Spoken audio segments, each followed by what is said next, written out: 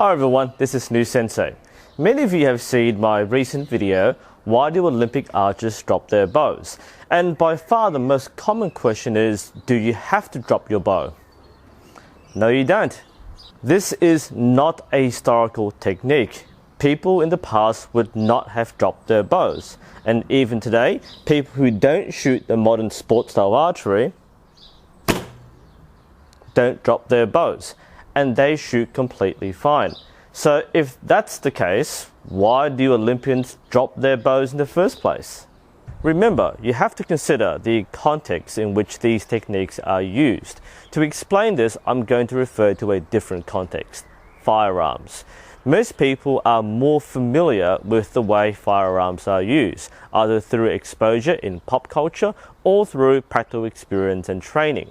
Even without any specific training, most people understand the fundamentals of how to hold a long weapon. So you understand stance, you understand the idea of triangulation, the way your knees are slightly bent, you put the stock into your shoulder, and you grip the front of the weapon with your hand like this. And that's basically how you use most weapons today.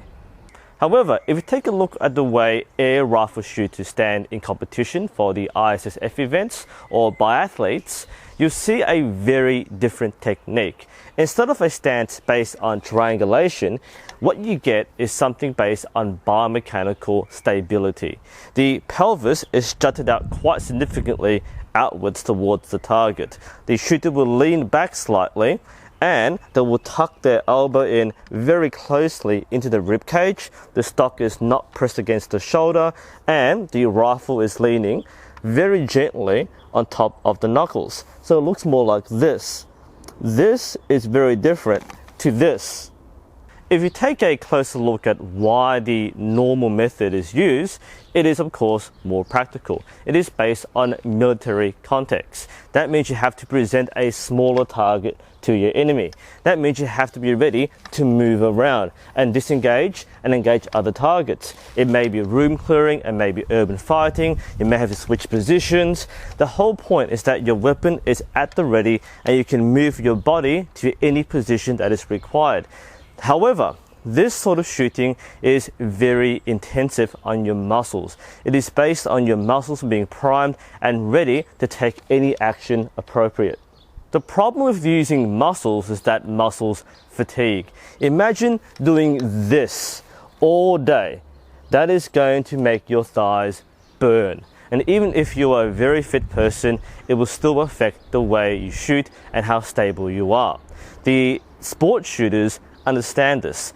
That's why they take reliance off the muscles and onto the skeletal structure. And that's why the way they stand is so strange.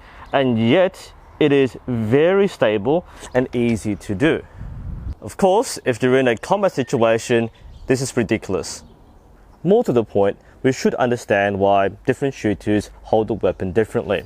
For most combat shooters, this would be the most natural grip, and it's done to control recoil and to retain the weapon. This can be achieved through things like assault grips or using a sling to help control recoil. The problem with this sort of grip is that the tension in the hand, which might be caused by the forearm muscles or the tendons in the hand, will make the muzzle move with each shot.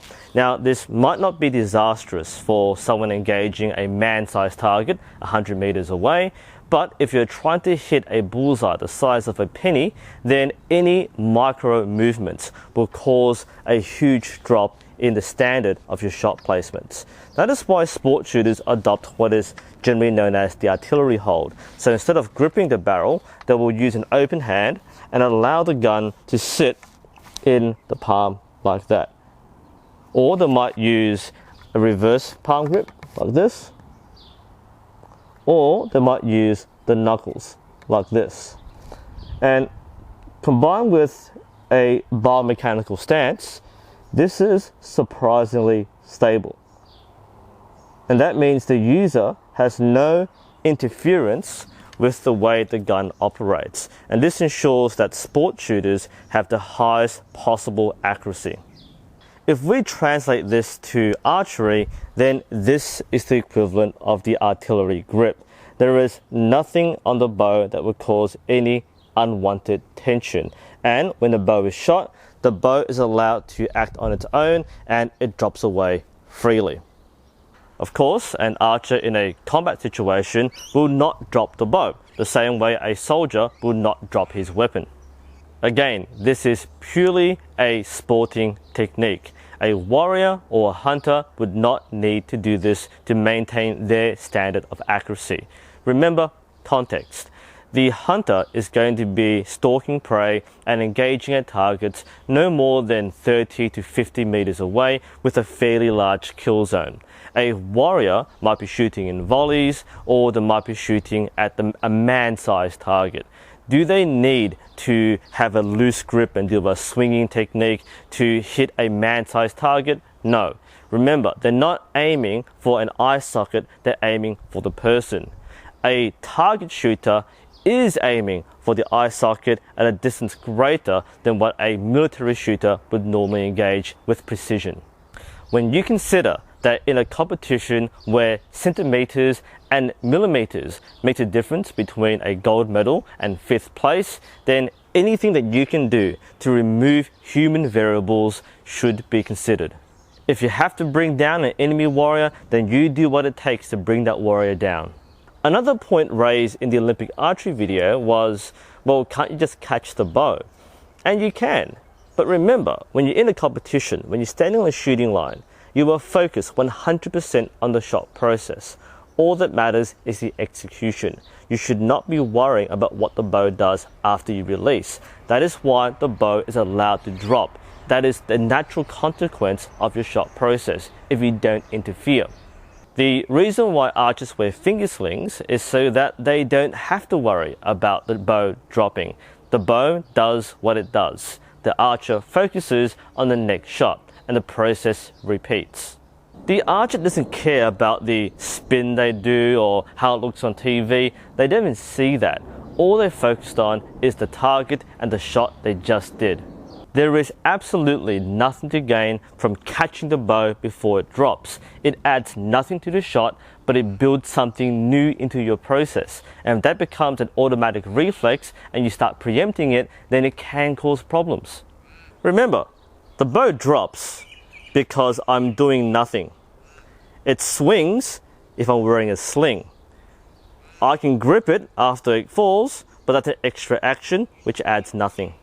And if you think that the follow-through looks silly to you, hey, at least we're not baseball batters who can literally hurt someone by letting go. Anyway, I hope this enlightens you in some way. This is New Sensei. Thank you for watching, and I'll see you next time.